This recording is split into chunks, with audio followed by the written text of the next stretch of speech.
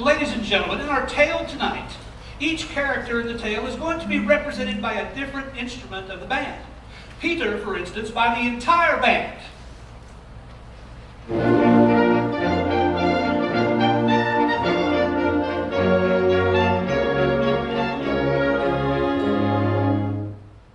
The bird, Peter's friend, will be played by the flute.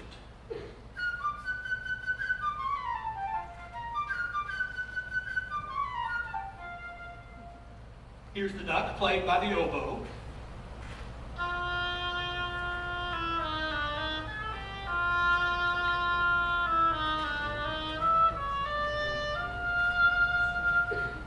The cat by the clarinet.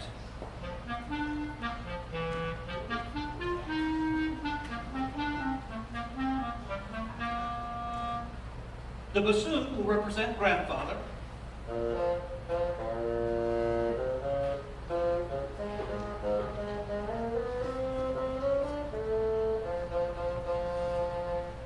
The wolf by the low brass.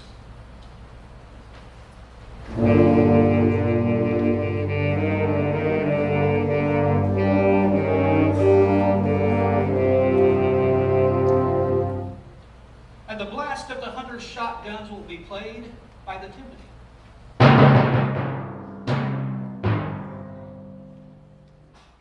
Once upon a time, there was a boy called Peter.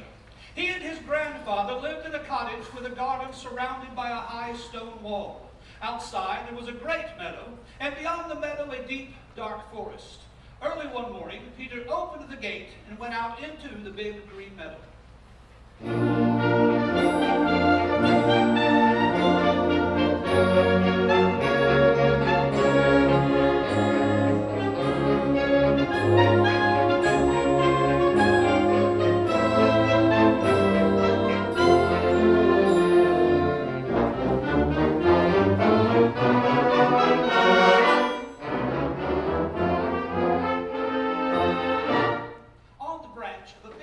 Sat a small bird, Peter's friend. All is quiet, chirped the bird gaily.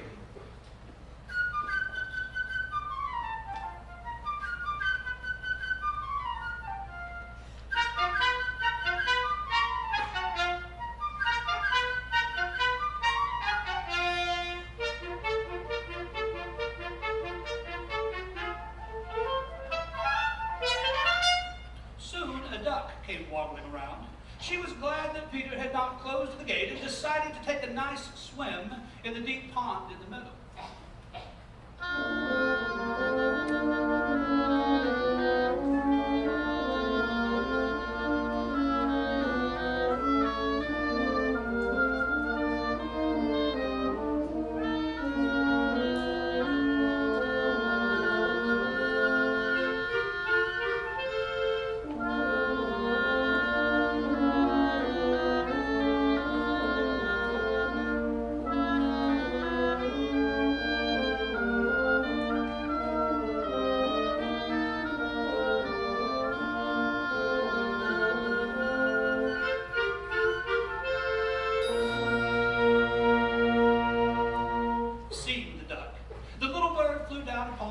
Settled next to the duck and shrugged his shoulders. "What kind of bird are you if you can't fly?" said the bird. To this the duck replied, "What kind of bird are you if you can't swim?" and dived into the pond. They argued and argued, the duck swimming in the pond, the little bird hopping along the shore.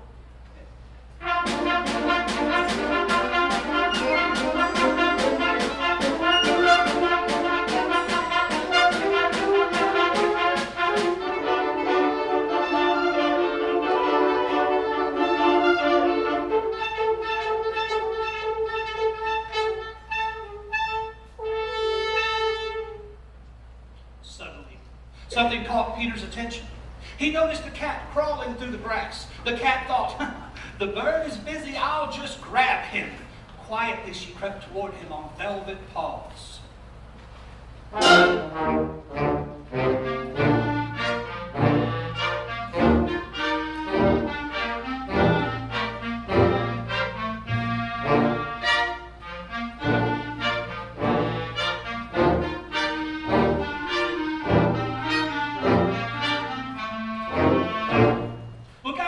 Peter, and the bird flew immediately up into the tree while the duck quacked angrily at the cat from the middle of the pond.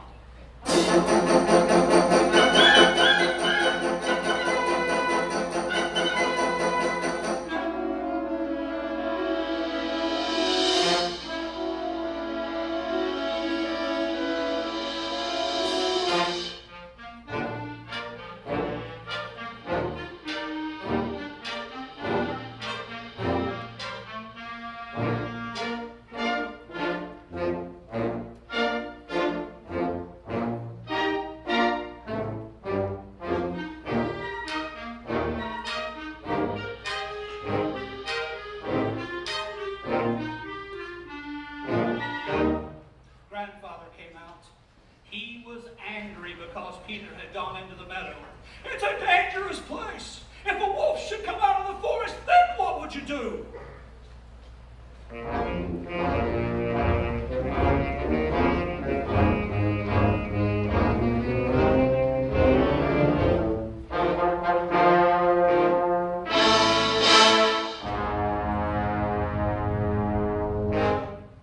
Peter paid no attention to Grandfather's words.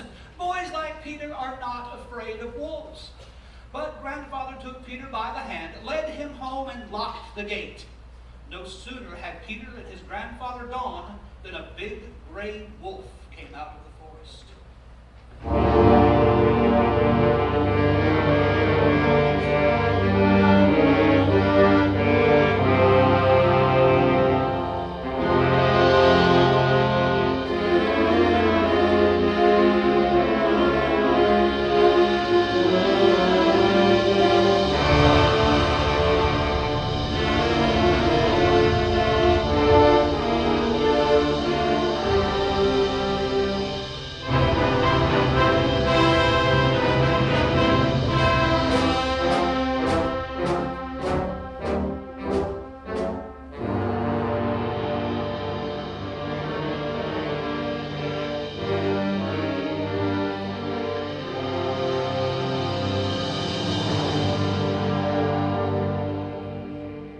In a twinkling, the cat climbed up the tree. The duck quacked, and in her excitement jumped out of the pond. No matter how much the duck tried to run, she couldn't escape the wolf. He kept getting nearer and nearer until he got her, and with one gulp swallowed her.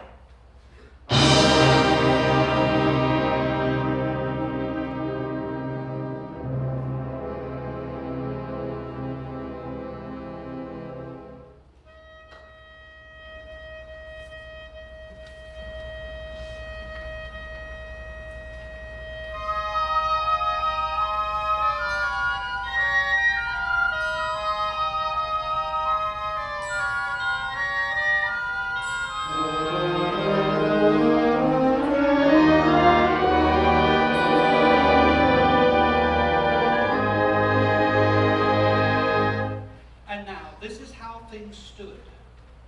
The cat was sitting on one branch of the big tree, the bird on another, not too close to the cat.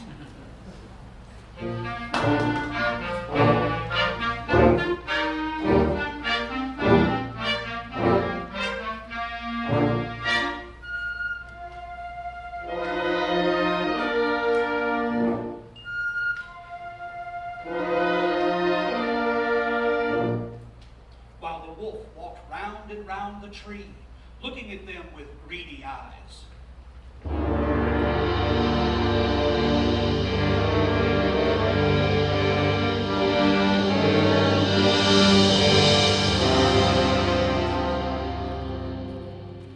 In the meantime, Peter, without the slightest fear, stood behind the closed gate watching all that was going on.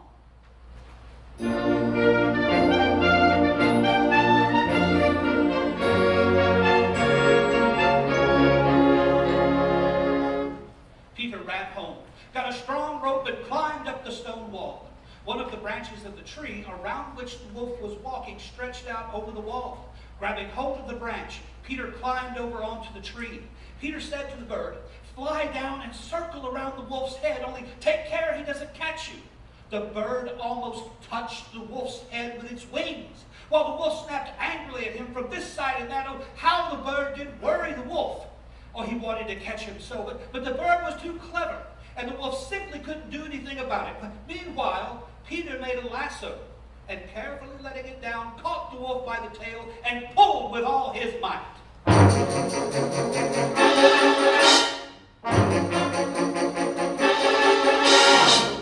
Feeling himself caught, the wolf began to jump wildly, trying to get loose.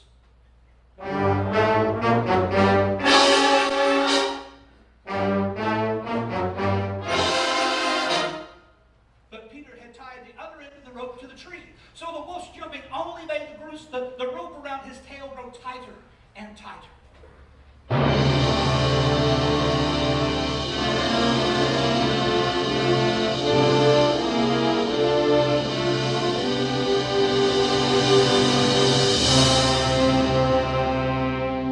Just then, hunters came out of the woods, following the wolf's trail, shooting as they came.